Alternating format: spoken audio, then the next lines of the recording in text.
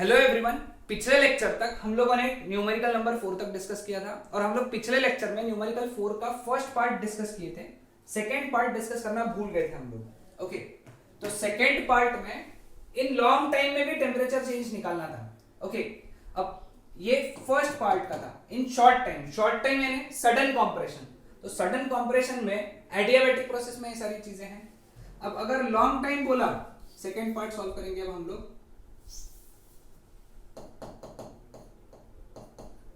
In long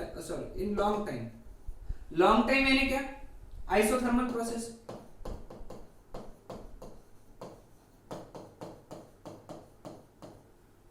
in long time isothermal process occurs, therefore T2 is equal to T1 होता है। Isothermal में temperature constant होते हैं, तो therefore change in temperature is equal to 0। ठीक है, समझ में आया सबको ये?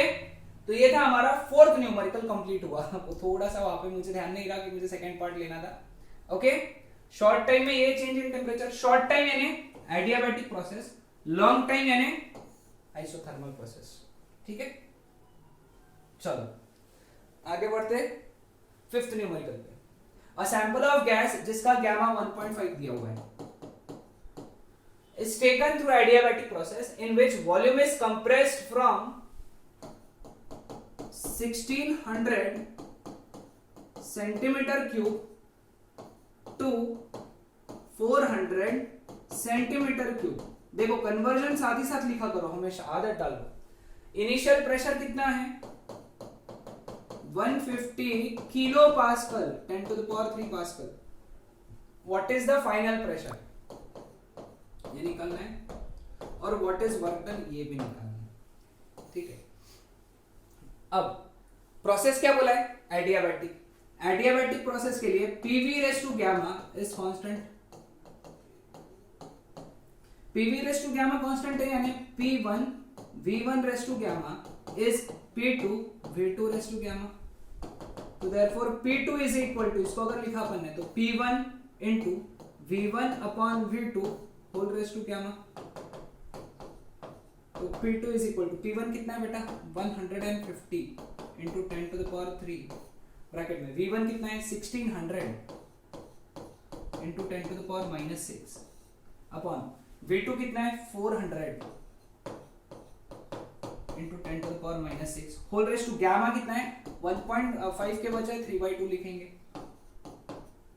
10 to the power -6 10 to the power -6 cancel, 404 सा होता है ना? तो therefore P2 is equal to 150 into 10 to the power 3 into 4 to the power 3/2। 150 into 10 to the power 3 into 4 to the power 3/2 यानी 4 का क्यूब और उसका स्क्वायर रूट। 4 का क्यूब यानी 64 और उसका square root 1/2 to the power 1/2 यानी स्क्वायर रूट। तो therefore P2 is equal to 150 into 10 to the power 3 into इसका क्यूब रूट 8 है, तो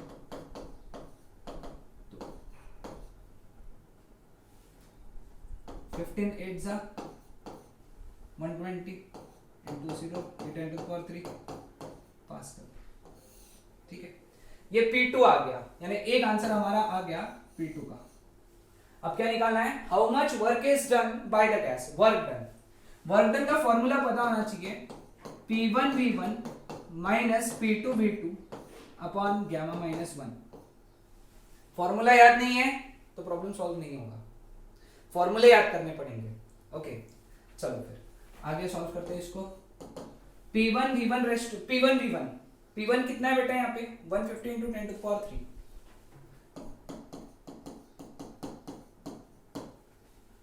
इंटू V1 कितना है? 1600 into 10 to the power -6 minus P2 V2। अब वहां जगह नहीं है तो मैं थोड़ा सा ये कर रहा हूँ, ध्यान में आ रहा है। P2 V2 यानी 1200 into 10 to the power 3। V2 कितना है बेटा? 400 into 10 to the power -6 whole to the power gamma -1। Gamma कितना है? 1.5 -1। ओके, अब देखो यहाँ पे ये 1 2 3 और 3, ये 10⁻3, ये एक 0, दूसरा 0, तीसरा 0 और 10⁻3 यानी 10⁻6 हो गया, कैंसिल हो गया इसके साथ में। ये 1 2 3 और 10⁻3 इसके साथ में कैंसिल हो गया। तो ऊपर क्या बचा 15 × 16 माइनस नीचे दूसरा टर्म था 12 × 40 upon 0.5। 15 × 16, 15 6 90, 9 carry, 15 1 15 plus 9, 15 plus 9 is 24 है ना, माइनस 12 4 48, 480 अपॉन 0.5 यानी 1/2, so it is -240 upon 1/2, so it is -480 joules। कितना सिंपल कैलकुलेशन, मतलब थोड़ा बड़ा लग रहा है लेकिन कैलकुलेशन बहुत सिंपल है ना। 480 जूल्स माइनस आएगा, यहाँ पे माइनस आएगा, ठीक है। वैसे भी ध्यान में रखना कंप्रेशन हो रहा है ना, तो वर्क डन माइनस ही आना चाहिए भी वर्क डन माइनस, और वैसे आया भी वहां पे -480 जूल, ठीक है। अब अगला जो न्यूमेरिकल है उसको मैंने दो पार्ट में डिवाइड किया है। ये टेक्स्ट बुक का न्यूमेरिकल है तो इंपॉर्टेंट है, इसके अंदर चीजें भी बहुत सारी पूछी है, हाँ। तो इसको मैंने दो पार्ट में डिवाइड किया, इसका एक पार्ट यहाँ नहीं दिख रहा है, वो अगले इसमें आएगा, 7 नंबर के इस पे मैंने उसको डाला है, ठीक। An ideal gas of volume 1 liter is adiabatically compressed to 1/15 of its initial volume, यानी V2 is 1/15 times V1 और V1 कितना दिया है 1 litre, that is 1 × 10⁻³ metre cube. अगर काम गिरा तो यूज करेंगे हम लोग ये वाले काम, अगर जैसे पावर्स में काम नहीं गिरता है जनरली।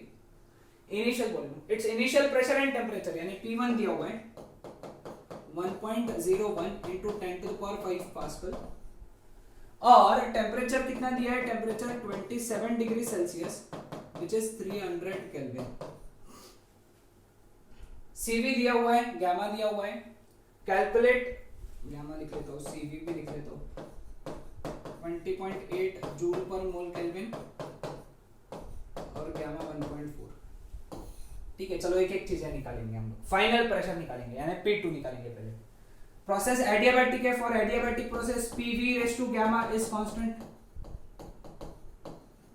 क्या लिखेंगे फिर हम लोग, P1 V1 raise to gamma is equal to P2 V2 raise to gamma.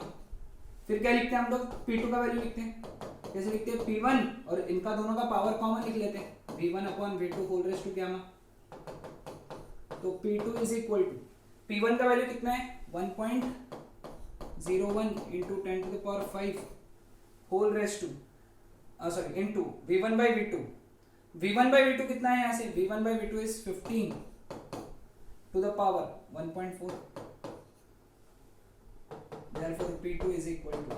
कैसे सॉल्व करेंगे इसको हम लोग, देखो यहाँ पे सॉल्व करने के लिए पहले log 15 लेंगे,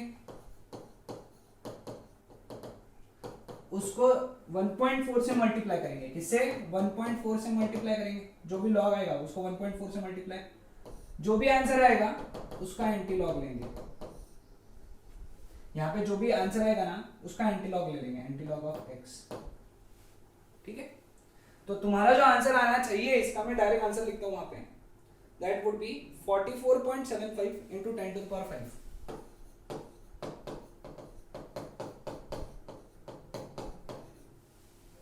ओके, ये तुम्हारा आंसर आना चाहिए।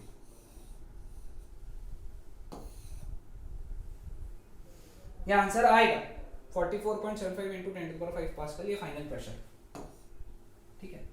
अब वर्क डन पूछा है यहाँ पे, वर्क डन के लिए हमारे पास में बहुत सारे फॉर्मूलेज हैं, P1 V1 minus P2 V2 upon gamma -1, ये फॉर्मूला। तो ये फॉर्मूले से निकाल सकते हो डायरेक्ट, है ना। तो ये फॉर्मूले से अगर निकाला तुमने तो इसका आंसर भी मैं बता देता हूँ, माइनस आंसर आना चाहिए क्योंकि कॉम्प्रेशन है ना, माइनस आंसर आएगा ना, कॉम्प्रेशन है ना यहाँ पे 1/15 कॉम्प्रेस्ड बोला है, कॉम्प्रेस्ड, तो माइनस आंसर आएगा इस चीज का 493.3। क्योंकि सभी वैल्यूज है तुम्हारे पास में, P1 की वैल्यूज है, P1 की वैल्यू है, P2 की वैल्यू है, V1 की वैल्यू है, V1 की वैल्यू ये है, तो V2 कितना हो गया इसका 1/15 इंटू 10⁻³ मीटर क्यूब हो गया। ये वाला वैल्यू डालना V2 का, ठीक है। फाइनल टेम्परेचर के लिए अपन फॉर्मूला कौन सा यूज करेंगे, T1 V1 raise to gamma -1 is equal to T2 V2 raise to gamma -1, ये वाला फॉर्मूला यूज करेंगे। तो यहां से T2 का वैल्यू कितना आएगा, T1 into V1 upon V2 whole raise to gamma -1,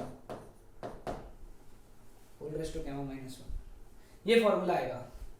और इसको अगर सॉल्व किए तो टेम्परेचर आएगा 886.1 केल्विन।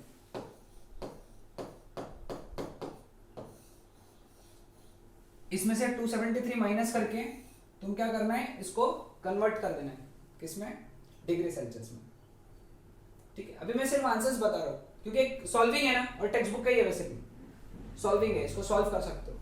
इसके जैसे मैंने प्रॉब्लम सॉल्व किया पिछले लेक्चर में। How would your answer change if the process were isothermal. अब यही फाइनल प्रेशर, वर्क डन और फाइनल टेम्परेचर, इसके लिए आंसर कैसे चेंज होंगे अगर ये प्रोसेस आइसोथर्मल रही तो। ओके, अब नेक्स्ट पार्ट मतलब डी पार्ट का फर्स्ट, अगर आइसोथर्मल प्रोसेस है तो उसके लिए PV is equal to constant होता है, यानी P1 V1 is equal to P2 V2 होता है। तो देयरफॉर P2 यहां से कितना आ जाएगा, P1 V1 अपॉन V2, ये फॉर्मूले से P2 निकाल लोगे। दूसरा वर्क डन का फॉर्मूला है हमारे पास में। वर्क डन का फॉर्मूला क्या है आइसोथर्मल प्रोसेस में, 2.303 nRT log to the base 10 V2 upon V1, ठीक है। इसका आंसर भी निगेटिव ही आएगा, लेकिन तुम्हारे पास में n नहीं है, नंबर ऑफ मोल्स नहीं है, लेकिन उसके लिए ये दिया हुआ है। यहां से नंबर ऑफ मोल्स निकालेंगे कैसे, इंटरेस्टिंग है, ये बहुत इंटरेस्टिंग और इंपॉर्टेंट है। यहां पे देखो एक मोल में, मार्जिन में लिख लो, एक मोल में 22.4 लीटर गैस होता है। तो अगर 1 लीटर गैस लिया तो हमारे पास में x मोल रहेंगे, है ना। यानी अगर तुमने 1 लीटर गैस लिया तो तुमको x मोल मिलेंगे।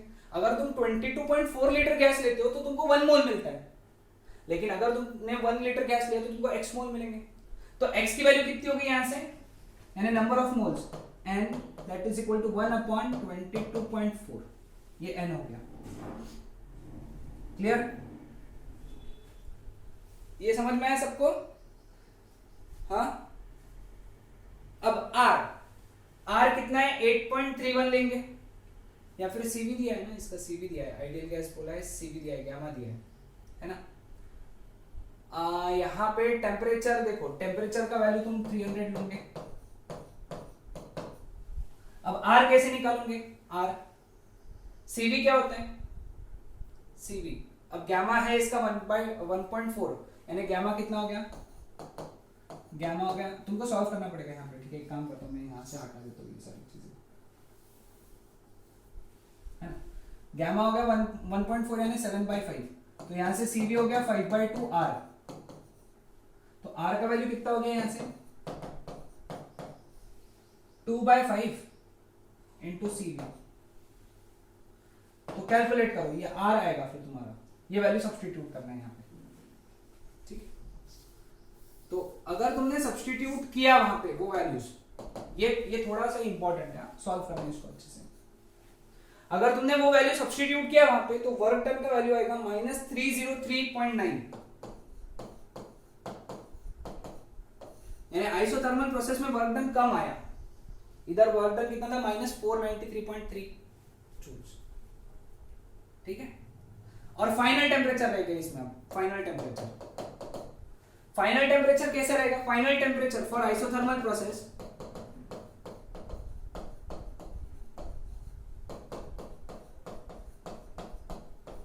Final temperature is equal to initial temperature, मतलब 300 केल्विन।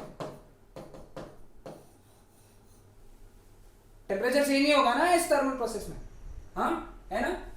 तो ये था हमारा क्वेश्चन न्यूमेरिकल 6। इसमें ये वाला पार्ट एकदम कंसेप्चुअल है, इंपॉर्टेंट क्वेश्चन है, पूरा सॉल्व करना है, पूरा स्टेप बाय स्टेप, ठीक है, क्लियर। तो यहां पे हम लोगों ने एक देखा कि आइसोथर्मल प्रोसेस में वर्क डन कम था और एडियाबैटिक प्रोसेस में वर्क डन ज्यादा था। For the above problem the work done during adiabatic process is more than the work done during isothermal process. Can you explain this? इसका explanation का जो point है वो क्या लिखना? ओके, पहला पार्ट लिख दो, कैन यू एक्सप्लेन, देखिए एक्सप्लेन करेंगे। ओके, तो एक्सप्लेन कैसे है? इसका एक्सप्लेनेशन क्या है? During adiabatic process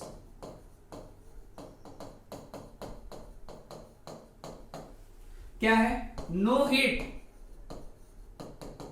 is exchanged between system and surrounding. कोई भी हीट सिस्टम और सराउंडिंग के बीच में एक्सचेंज नहीं हो रही है। कब? During adiabatic process.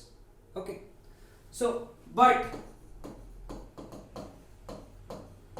During isothermal process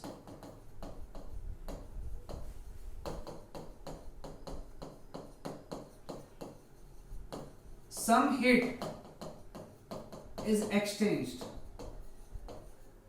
between system and surrounding. So work done, therefore ऐसे लिखोगे, therefore so work done during adiabatic process, adiabatic compression is more than the work done during isothermal compression. What happens to this work which is apparently lost? Okay, तो second part में okay, work done, what happens to this work which is apparently lost? Okay, lost यानी क्या?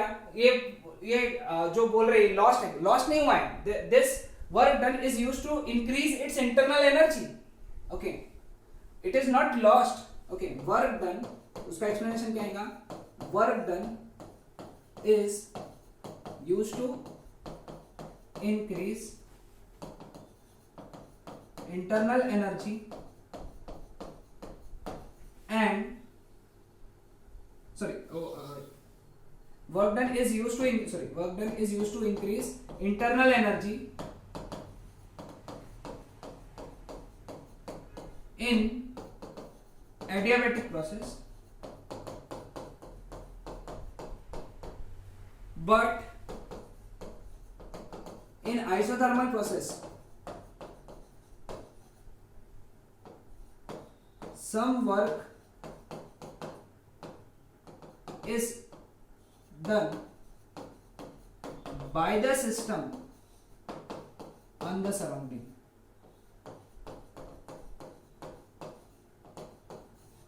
ठीक है, तो ये हो गया इसका एक्सप्लेनेशन। ये एक्सप्लेनेशन वाला पार्ट था, थ्योरेटिकल पार्ट था। ओके, तो इसको ऐसा भी लिख दिया तो भी चलेगा, कोई प्रॉब्लम नहीं है। Okay, so that's it for today. यहाँ पे सारे न्यूमेरिकल्स कंप्लीट होते हैं एडियाबैटिक प्रोसेस के ऊपर के। ओके, सभी न्यूमेरिकल्स अच्छे से नोट डाउन करो, ये बोर्ड पॉइंट ऑफ व्यू बहुत इंपॉर्टेंट है। Okay, that's it.